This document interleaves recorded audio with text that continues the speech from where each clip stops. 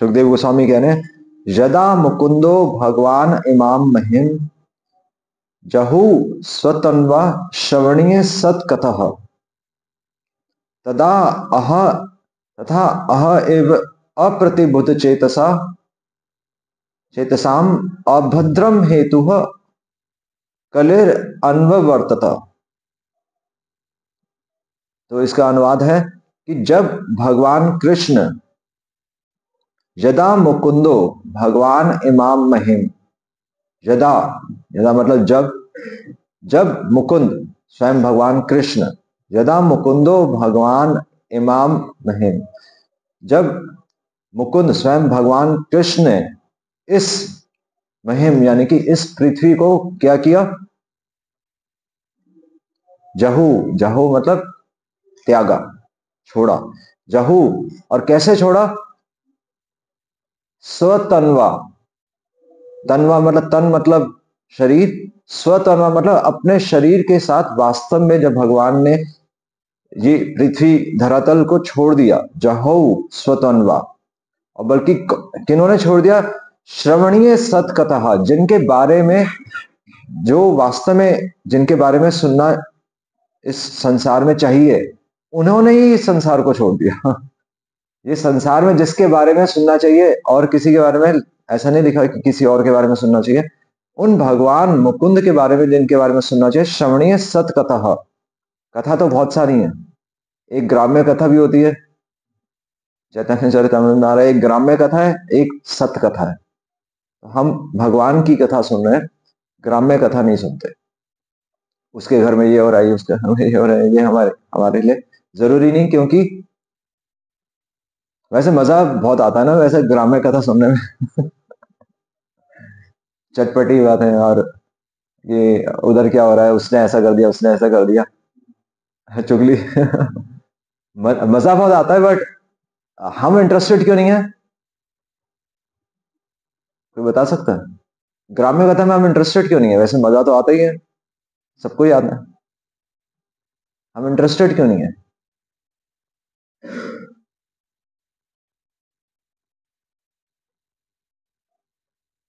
क्या वो सब इंटरेस्टेड? इंटरेस्ट तो है ही, पर हम थ्योरेटिकली इंटरेस्टेड क्यों नहीं है? हम इंटरेस्टेड इसलिए नहीं है क्योंकि वो हमारा बेनिफिट नहीं कर रही, वो टाइम वेस्ट है। ठीक है, आपको मजा आ गया, बट टाइम वेस्ट हो गया, और बल्कि उन्होंने वो अपना कूड़ा हमारे सर पे डाल के चले गए, है ना। उनके उसके घर में क्या हो रहा है, उसके घर में क्या हो रहा है, उससे क्या हो रहा है कि हम ही तो डिस्टर्ब हो रहे हैं। तो इसलिए वो एक भक्त इन कथाओं में इंटरेस्टेड नहीं होता। इसलिए ये इसलिए बताया जा रहा है क्योंकि दो तरह की कथाएं आपको सुनने के लिए मिलेंगी, और आपको चूज करना पड़ेगा कि आपको कौन सी कथा सुननी है। पिछले श्लोक में भी हमने डिस्कस किया था ना, कुंती महारानी ने ये मार्ग चूज किया उन्होंने। तो यहां पर लिख रहे हैं कि यदा मुकुंदो भगवान इमाम महिम जहू स्वतन्वा श्रवणीय सत्कथा, जिनके बारे में सुनना चाहिए, उन्होंने सशरीर अब इस धरातल को छोड़ दिया। और तब क्या हुआ, तदा उस समय जब भगवान ने इस धरती को छोड़ दिया, तो क्या होगा?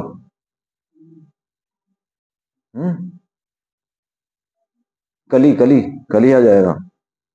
तदा अह तथा अह तथा तदा तदा अह एव, उसी दिन से, उसी समय से, तदा अह एव अप्रतिबुद्ध चेतसा, अप्रतिबुद्ध चेतसाम, कि अप्रति जिनका जो अप्रतिबुद्ध चेतसाम, जिनकी चेतना, जिनकी बुद्धि, जिनका मन पर्याप्त विकसित नहीं है, अभद्र हेतु, और बल्कि अभद्र होने के कारण, उनका दुर्भाग्य होने के कारण, जिनकी चेतना विकसित नहीं है और जिनका दुर्भाग्य है, सारे दुर्भाग्य के कारण क्या हुआ, कली अन्ववर्ततः, कली प्रकट हो गया। प्रकट नहीं हुआ एक्चुअली। यहां पर लिखा है अन्ववर्तता। अन्ववर्तता मतलब अनकवर, अन्ववर्तता, अनकवर्ड हो गया, मतलब समझ रहे हैं? एक किताब तो है ऑलरेडी, इसका कवर आपने हटा दिया। ये बहुत इंपॉर्टेंट वर्ड्स यूज किए गए हैं यहाँ पे, बहुत चुन चुन के शब्द यूज किए हैं। वो कह रहे हैं कि कली पूर्ण रूप से प्रकट हो गया। ये नहीं लिख रहे कली आ गया, बहुत बड़ा डिफरेंस है ये, क्योंकि भगवान के रहते रहते भी कली था। ऐसा नहीं है कि कलयुग बाद में आया, ये सतयुग में भी असुर थे। अब प्रभुपाद भी पिछले श्लोक के तात्पर्य में लिख रहे हैं कि हमेशा से सुर और असुर हमेशा से रहे। बस सुर भगवान की बात मानते हैं और उनकी गाइडेंस पे चलते हैं, असुर भगवान की बात नहीं मानते। पर सुर और असुर हमेशा से रहे। पर भगवद गीता में है कि इन दोनों के परे एक थर्ड पर्सन भी है, उत्तम पुरुषस्तु अन्य। 15वें अध्याय में आ रहा है ना कि च्युत अच्युत इनके परे भी एक अन्य है। वो कौन है? उत्तम पुरुषस्तु अन्य, भगवान स्वयं भगवान है। और वो डिफरेंस क्या है कि वो चाहे कोई गिर रहा है चाहे कोई नहीं गिर रहा, भगवान दोनों के बेनिफिट के बारे में सोचते हैं। चाहे कोई सुर है चाहे कोई असुर है, एक पिता अपने दोनों बच्चों के बारे में अच्छा ही सोचेगा। इसलिए क्रिश्चियनिटी में भी एक सेइंग है, श्रील प्रभुपाद भी कोट कर रहे हैं भागवतम में ही, फर्स्ट आई थिंक भीष्म स्तुति में आ रहा है, गॉड इज क्या, गॉड इज ऑल गुड। हम कभी ये नहीं कह सकते कि भगवान ने मेरे साथ ये गलत किया। ये सेंटेंस ही गलत है, ये सिद्धांत गलत है कि मेरे जीवन में गलत होता है, क्योंकि भगवान हमारे साथ कभी गलत कर ही नहीं सकते। एक बच्चा ही माता पिता को छोड़ के जाता है ना, ऐसे ही होता है। ये हम ये तो नहीं कह सकते कि बच्चे को स्कूल में गलत पढ़ाया जा रहा है, ये बच्चा ही गलत चीज ले लेता है। स्कूल में तो सही चीज पढ़ाई जाती है, हर एक टीचर सभी तरह के बच्चों को समान ज्ञान देते हैं, पर बच्चा उसमें से कुछ गलत चीज निकाल लेता है, उसको मिस इंटरप्रेट कर। ज्ञान तो सही था पर उसका अनुवाद और बल्कि अपने हिसाब से ढालकर वो उसमें से गलत चीज निकाल देता है। तो ये शब्द बहुत इंपॉर्टेंट है। यदा मुकुंदो भगवान इमाम महिम जहु स्वतन्वा श्रवणीय सत्कथा तदा अह एव अप्रतिबुद्ध चेतसाम अभद्र हेतु। दुर्भाग्य ऐसे लोगों का। और इसलिए कली अन्ववर्तता, इसलिए कली प्रकट हो जाता है, कली पूर्ण रूप से प्रकट हो रहा है। और श्रील प्रभुपाद इसका तात्पर्य, ये श्लोक का शब्दार्थ जितना इंपॉर्टेंट है, श्रील प्रभुपाद का तात्पर्य उससे भी ज्यादा इंपॉर्टेंट है, क्योंकि श्रील प्रभुपाद इसके तात्पर्य बहुत बहुत इंपॉर्टेंट चीज लिख रहे हैं। और यहां पर क्या लिख रहे हैं, अब इसमें इंपॉर्टेंट चीज ये है कि शास्त्र ये नहीं कह रहे कि शास्त्र हमें मतलब झांसा नहीं दे रहे कि देखो भगवान है भाई, भगवान चले गए पर सिद्धांत से तो भगवान है। शास्त्र कह रहे हैं कि भगवान अपने सशरीर चले गए। और इसलिए प्रभुपाद यहां पर जो सुखदेव गोस्वामी है, तो जो व्यासदेव है, उनका इंटेंशन बता रहे हैं कि वो ये क्यों कह रहे हैं कि, और भगवान के जाने के बाद भी ये डिस्कशन क्यों हो रहा है, क्योंकि श्रील प्रभुपाद इसके तात्पर्य में सबसे पहली पंक्ति में लिख रहे हैं द इन्फ्लुएंस ऑफ कली, जो कली का जो प्रभाव है, फिल इन द ब्लैंक्स, कोई बता सकता है कली का प्रभाव, इससे क्या समझ में आता है? कली का जो प्रभाव है,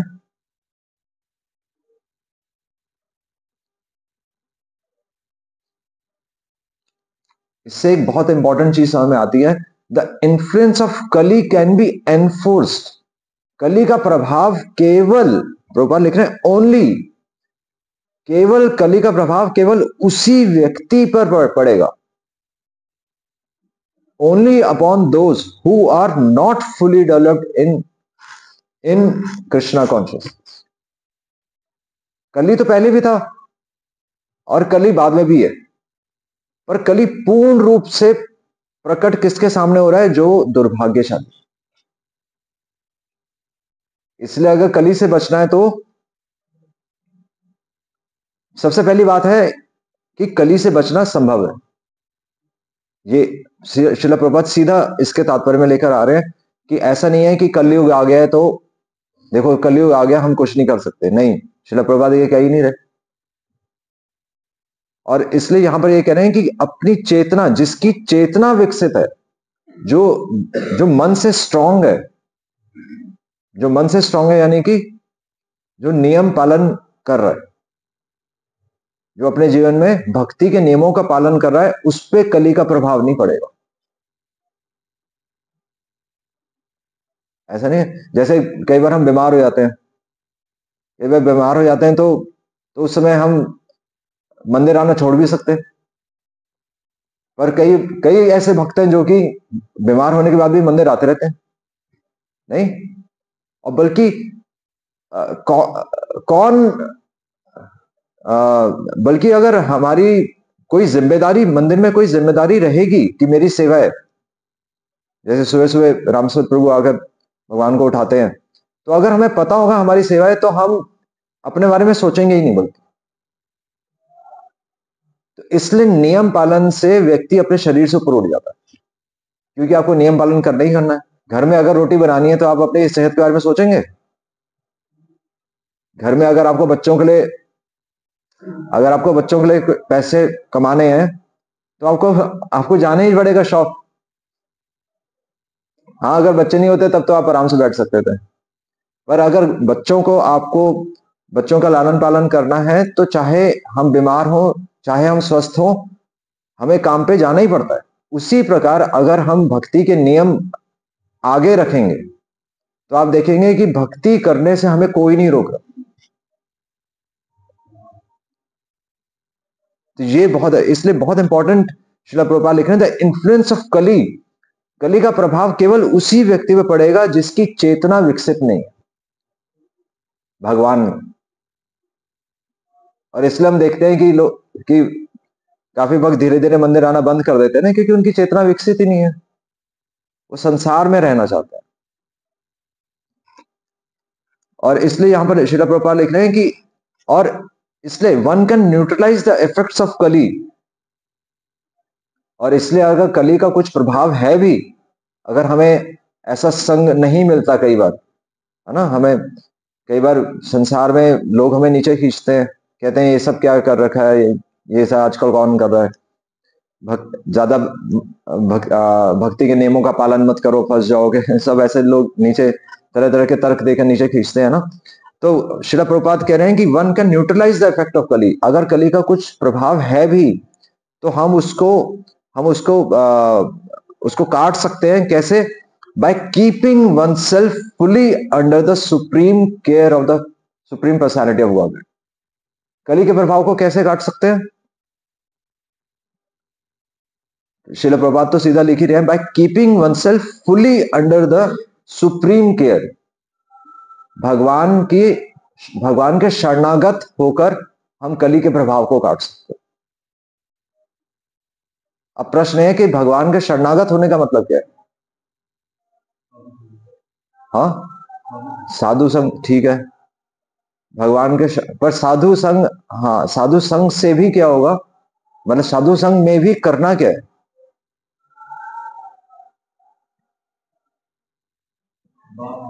हाँ, बात माननी है।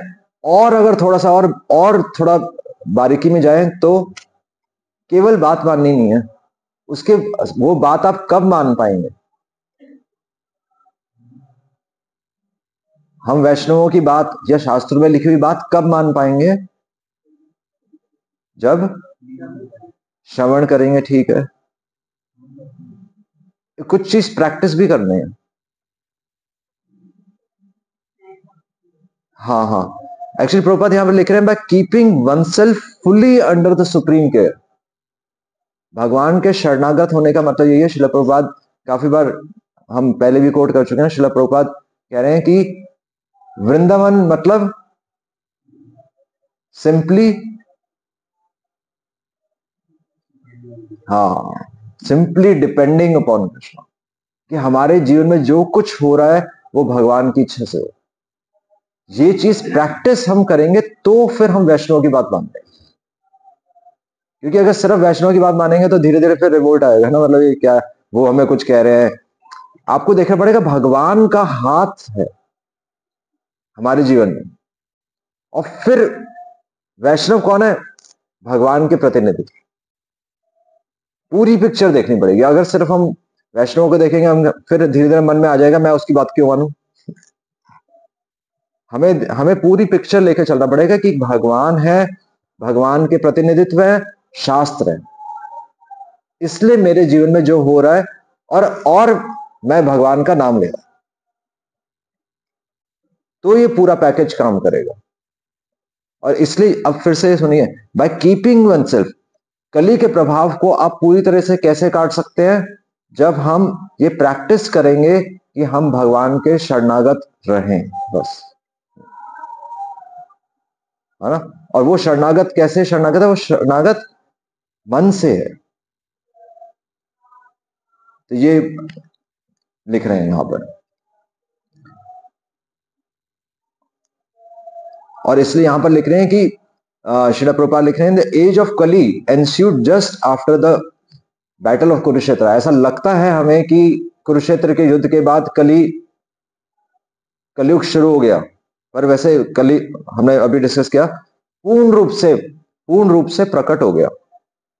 But it could not exert it influence because of the presence of the Lord.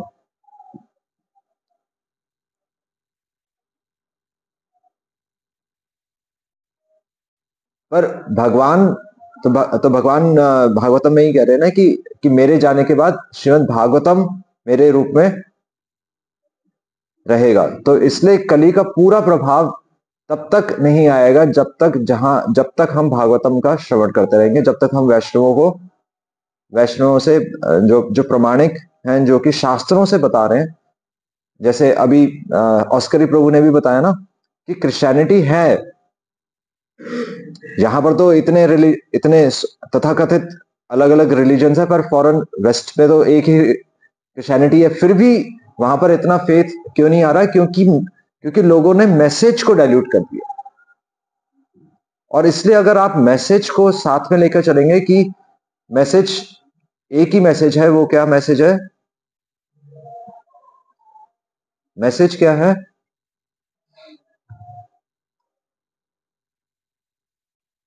Message क्या लेना है यहाँ शास्त्रों से हमें? हाँ, डिपेंडिंग ऑन कृष्णा, वो भी है, वो तो अभी किया है। एक तो डिपेंडिंग ऑन कृष्णा प्रैक्टिकल चीज है, दूसरा मैसेज क्या है? कल जो जो हमने लास्ट क्लास में डिस्कस किया था, हाँ, आज्ञा पालन, वो सब चीजें अपने आप हो जाएंगी अगर हमें पता होगा कि हम रेलगाड़ी में हैं और हमें स्टेशन पे उतरना ही उतरना। हमें गाड़ी में हमेशा सफर करने को नहीं मिलेगा। अगर आप ये तैयारी करते रहें, अगर हम ये तैयारी करते रहें कि हमारी मृत्यु होनी ही होनी है, इसके लिए भी प्रैक्टिस करना पड़ता है। अगर आपको पता है कि मेरे को ये सब सामान छोड़ के ही जाना है, तो आप इतना सामान इकट्ठा क्यों करेंगे? नहीं, ये भी चीज प्रैक्टिस करनी है ना साथ में। भगवान पे डिपेंड करना है, वो तभी प्रैक्टिस होगा ना जब हम सामान कम इकट्ठा करेंगे। आप सामान ही कितना इकट्ठा कर लेंगे तो फिर संभालना ही पड़ेगा, वो चेतना ही नहीं आएगी। इसलिए श्रील प्रभुपाद लिख रहे हैं, the Lord however left this earthly planet in his own transcendental body, and as soon as he left, the symptoms of the Kali Yuga as were envisioned by Maharaj Yudhishthir prior to Arjuna's arrival from Dwarka began to manifest। और इसलिए ऐसा लगता है कि हमें कि कलयुग पूर्ण रूप से प्रकट हो गया है, बट इससे बचने का मार्ग भी साथ में भगवान बता रहे हैं। और इसलिए यहां पर श्रील प्रभुपाद लास्ट लाइन में लिख रहे हैं, as we have already explained the Lord left our sight. जिस प्रकार हमने लास्ट क्लास में भी डिस्कस किया था, जिस प्रकार सूरज उगता है और सूरज ढलता है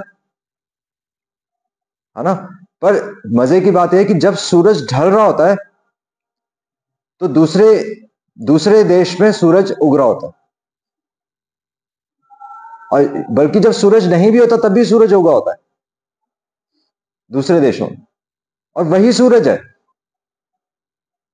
तो ऐसा नहीं है कि सूरज ढल गया, और इसलिए ऐसा नहीं है कि भगवान चले गए। भगवान तो हमेशा से रहते हैं, कभी किसी देश में कभी किसी देश में। हमारी हमारी नजर में हमें ऐसा लगता है कि भगवान चले गए। तो इसलिए जिसकी ये चेतना रहेगी कि भगवान हमेशा है, भगवान हमेशा मेरे जीवन में है, भगवान हमेशा मेरा जीवन चला रहे हैं, वो व्यक्ति कभी भी कली के प्रभाव में नहीं आ सकता। बस ये सिंपल सी। हरे कृष्णा कृष्णा कृष्णा हरे हरे, हरे राम राम राम हरे हरे। श्रील प्रभुपाद की। इसके तात्पर्य को आप बार बार पढ़िएगा, ये बहुत बहुत इंपॉर्टेंट है, ये बहुत प्रैक्टिकल चीज है जो कि हम अपनी लाइफ में प्रैक्टिस कर सकते हैं। प्रश्न किसी का कोई? हम सबको पता है, हम सब जानते हैं हमारी लाइफ में जो कुछ हो रहा है भगवान की इच्छा से हो रहा है। हम बचपन से भी सुनते आए हैं भगवान की इच्छा हो जाए पता नहीं हो सकता। हमारी लाइफ में कुछ बुरा हो रहा है तब भी भगवान की इच्छा से हो रहा है। अगर किसी व्यक्ति ने हमारे साथ बुरा किया है वो भी भगवान की इच्छा के प्रति कभी हुआ, फिर भी हम सारा कुछ जानते हैं, फिर भी हम उस आदमी पे ही दोष निकालते हैं, तुमने मेरे साथ ऐसा क्यों किया, तुमने मेरे साथ ऐसा किया, तब ऐसा हुआ तब ऐसा हुआ।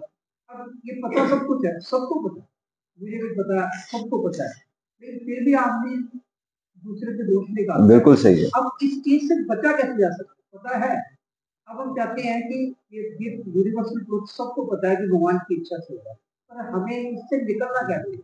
कली के प्रभाव से और लोग भक्ति भी कर रहे हैं, लेक्चर भी सुन रहे हैं, सब कुछ हो रहा है, लेकिन फिर भी अल्टीमेटली लोग वहां से हम लोग वहीं पे आके गिरते हैं कि मेरे साथ उसने ऐसा किया। हमें इससे निकलना है। बिल्कुल, मतलब बिल्कुल सटीक प्रश्न है कि हमने सुना हुआ है ये सब चीजें, सबको वही, मतलब ये बातें तो चाहे हम भूल जाते हैं, पर ये बातें हमें पता है। ऐसा कोई भारत में तो ये हमारा सौभाग्य है कि ये चीजें हमारे लिए बिल्कुल नई नहीं है, और बचपन से हम सुनते हुए भी आए हैं। और इससे भी इम्पोर्टेंट चीज है कि जब सामने जब चीज आती है तो फिर हम किसी पर दोष दिए बिना नहीं रहते और उंगली उठा ही देते हैं। और बल्कि इतना इतना स्वाभाविक है कि चैंटिंग के दौरान मतलब ये उंगली हम बाहर रखते हैं, और वही चीज हम अपने जीवन में प्रैक्टिस नहीं करते कि दूसरे पर दोष नहीं निकालना। तो इसका सिंपल ऐसा होता है, और क्या करें? तो शास्त्र बता रहे हैं, शास्त्र क्या बता रहे हैं? इसलिए शास्त्र बता रहे हैं कि सबसे पहली बात है कि शास्त्र बता रहे हैं कि जब तक, हाँ, श्रील प्रभुपाद लिख रहे हैं, श्रील प्रभुपाद लिख रहे हैं कि बिकॉज ऑफ कि हम द्वेष के कारण ही संसार में, एक्चुअली हम द्वेष के कारण ही इस संसार में है। और ऐसा ऐसा ऐसा भी मतलब कुछ मतलब ऐसा बहुत जल्दी हमारे जीवन में तो ऐसा नजर नहीं आता कि हम द्वेष को खत्म कर देंगे, और यही चीज हमें समझनी है।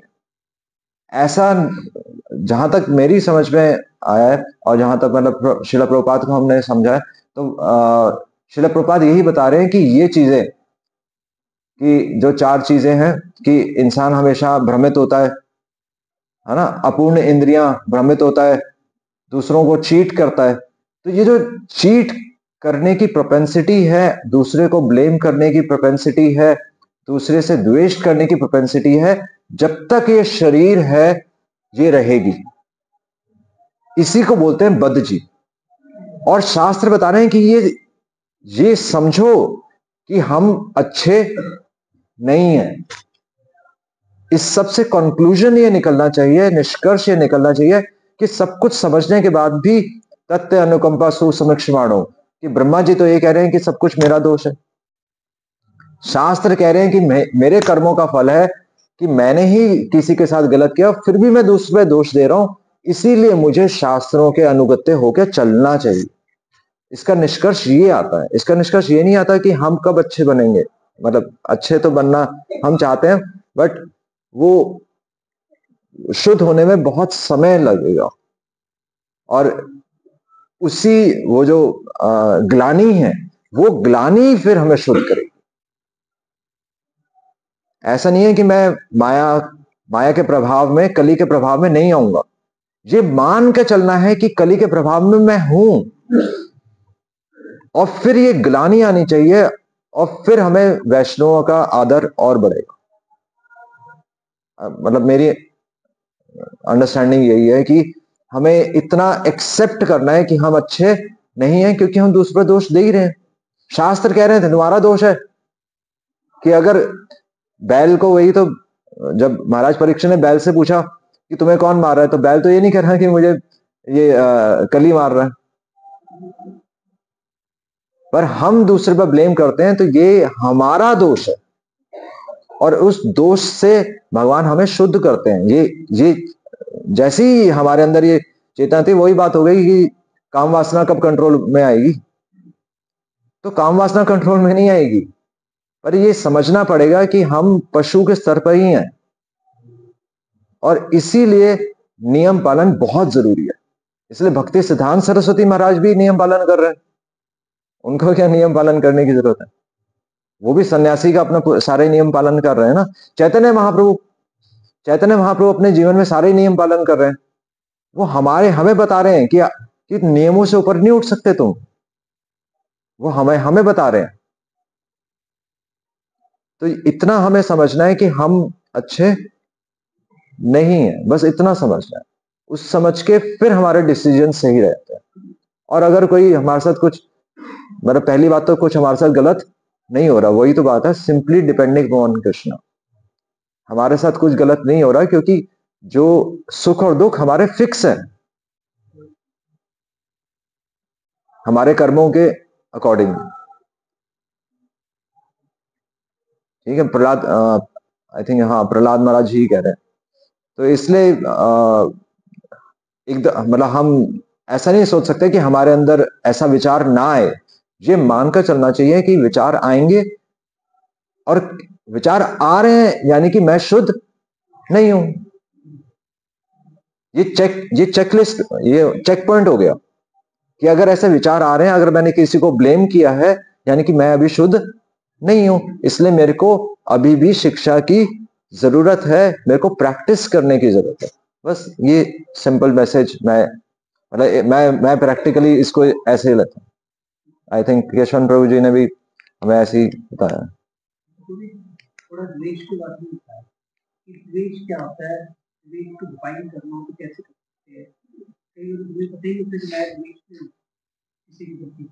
हाँ, द्वेष का वही है, अगर हमारे अंदर किसी को देख के, जैसे वैष्णव को देख के जैसे हमें खुशी होनी चाहिए, तो भगवान, अगर भगवान या भगवान के किसी भी अंश को देखकर, जो उत्तम भक्त की दृष्टि है, सर्वभूतेषु यः पश्येत् भगवद भावम आत्मनः, अगर किसी भी व्यक्ति को देखकर अगर हमें ये हर्ष नहीं हो रहा कि वो भगवान का अंश है और मुझे उसकी मदद करनी चाहिए, तो वो द्वेषी है।